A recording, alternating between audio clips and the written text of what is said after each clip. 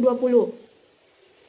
Nah, jika dilihat dari berita tersebut atau artikel tersebut, jika pandemi virus corona ini akan berlanjut masih tidak bisa terhentikan, maka perekonomian di Indonesia ini akan semakin mengalami kemerosotan atau akan terjadi krisis ekonomi yang sebelumnya pernah terjadi akan terulang kembali. Nah, selanjutnya data terkini penyebaran COVID-19 pada tanggal 25 Mei 2020 dari Kompas, dari laman kompas.com.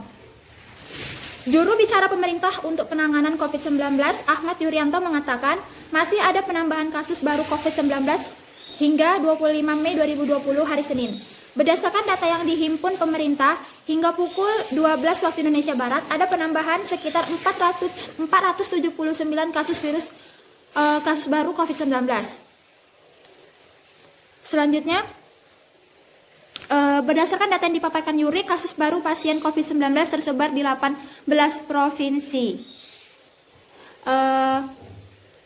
Di antaranya adalah Jawa Timur 223 kasus baru, Sumatera Selatan 76 kasus baru, DKI Jakarta 75 kasus baru, Sulawesi Selatan 23 kasus baru, Jawa Barat 22 kasus baru, Papua 11 kasus baru, Sulawesi Utara 9 kasus baru, Maluku Utara 7 kasus baru, Lampung 7 kasus baru, Kalimantan Barat 7 kasus baru, Sumatera Utara 4 kasus baru, Kalimantan Selatan 3 kasus baru, NTT 3 kasus baru, Bali 2 kasus baru, Jambi 2 kasus baru, Kalimantan Tengah 2 kasus baru, Jawa Tengah 2 kasus baru, dan Maluku 1 kasus baru.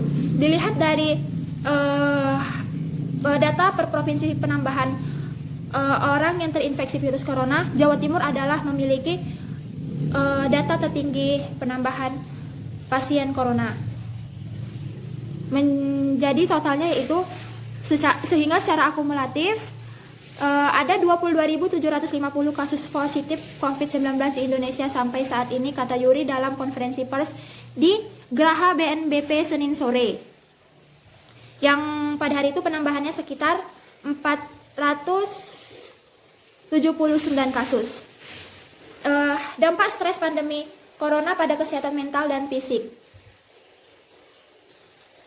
Stres memengaruhi kesehatan fisik. Respon tubuh saat menghadapi stres tersebut umumnya normal dan tidak menimbulkan masalah kesehatan. Namun apabila sistem saraf otonom tersebut terus-menerus diaktifkan seperti saat menghadapi pandemi corona, dampaknya bisa mempengaruhi kesehatan. Dalam jangka pendek, stres kronis dapat mengganggu sistem daya tubuh sampai sistem pencernaan.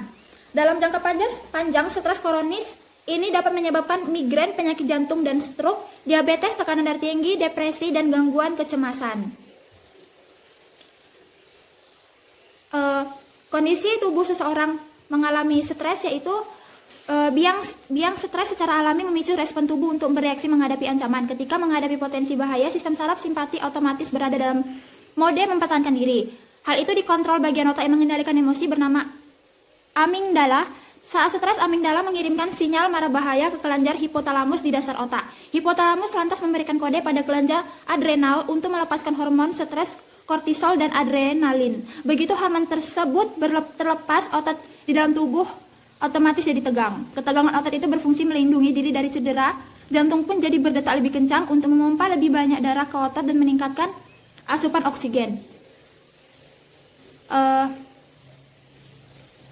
Virus corona jenis SARS-CoV-2, bidang penyakit COVID-19 berdampak besar pada kehidupan. Pandemi ini membuat banyak orang merasa bingung, cemas, stres, dan frustasi. Sejumlah orang khawatir sakit atau tertular COVID-19. Nah, bagaimana cara meminimalkan stres menghadapi pandemi? Untuk menjaga stres pandemi virus corona, WHO menyarankan Anda untuk memilih informasi seputar wabah sesuai kebutuhan. Paparan informasi seputar COVID-19 berlebihan bisa memicu stres dan cemas, namun Anda tetap perlu memperbarui informasi sesekali dari sumber faktual, kredibel untuk memantau perkembangan wabah penyakit ini. Hal yang tak kalah penting, lindungi diri Anda, bantu orang lain yang membutuhkan untuk mengurangi stres. Lindungi anak dan keluarga dari COVID-19.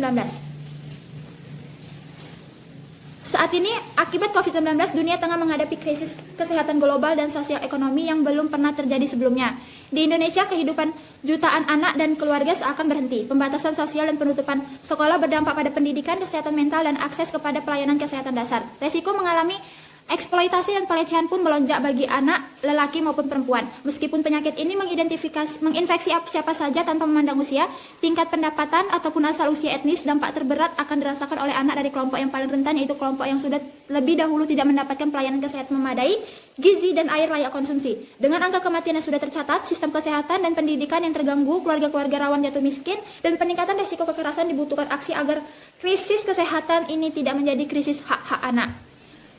Semenjak Indonesia mengkonfirmasi kasus COVID-19 yang pertama, UNICEF telah memimpin berbagai upaya merespon pandemi ini bersama dengan pemerintah, Organisasi Kesehatan Dunia atau WHO dengan mitra lain. Membagikan perlengkapan kesehatan yang esensial bagi keselamatan nyawa, memastikan pelayanan kesehatan dan gizi yang penting tetap terlaksana, membangun sarana air dan kebersihan, dan memastikan murid lelaki dan perempuan tetap mendapatkan pendidikan dan perlindungan adalah bagian dari upaya UNICEF memperlambat penyebaran COVID-19 dan meminimalkan dampaknya terhadap anak. Yang pertama yaitu menyediakan informasi yang akurat dan kepada masyarakat Indonesia.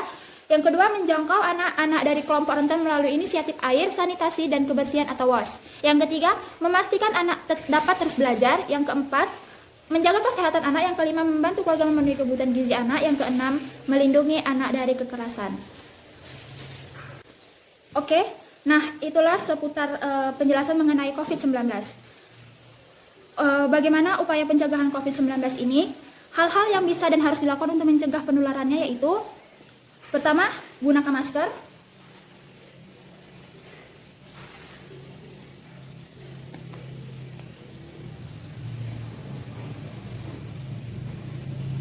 Gunakan masker dimanapun, setiap kali Anda keluar ataupun setiap kali Anda mengalami sakit jika berada di dalam rumah.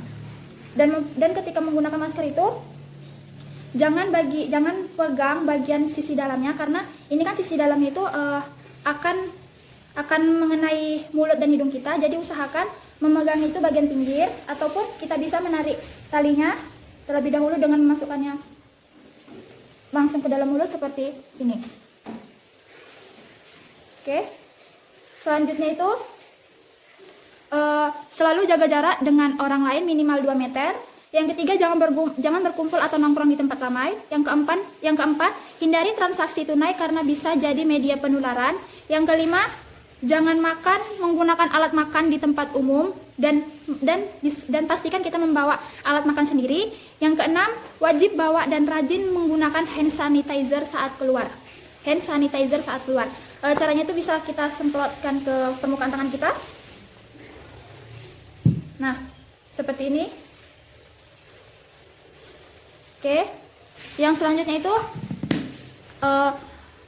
anggap setiap benda yang kita sentuh sudah terkontaminasi dengan virus.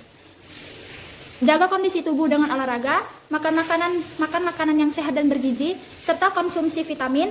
Selalu jaga sirkulasi udara dan cahaya matahari di rumah, serta rajin-rajinlah cuci tangan dengan sabun minimal selama 20 detik, baik di luar rumah ataupun di dalam rumah.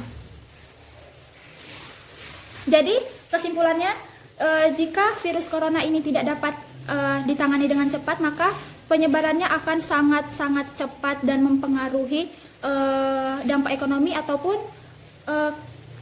kematian pada seseorang itu akan memuncak. Jadi sebelum saya mengakhiri pembicaraan ini, saya ingin mengajak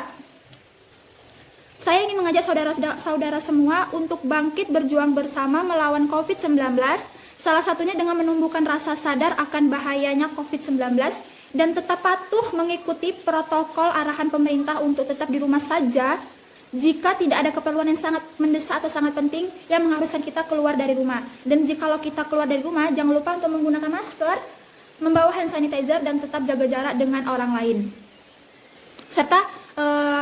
Serta menjaga daya tahan tubuh untuk tetap fit dan tetap sehat dengan mengkonsumsi makanan sehat dan jangan sering bergadang. Sayangi diri Anda, sayangi keluarga Anda, dan sayangi orang sekitar Anda. Jadilah masyarakat yang bijak. Aturan dibuat untuk dipatuhi, bukan untuk dilanggar. Sekian dari saya, terima kasih. Wassalamualaikum warahmatullahi wabarakatuh. Saat semua tertidur, kau terjaga sepanjang waktu. Lupakan lelah ragamu demi raga yang lain.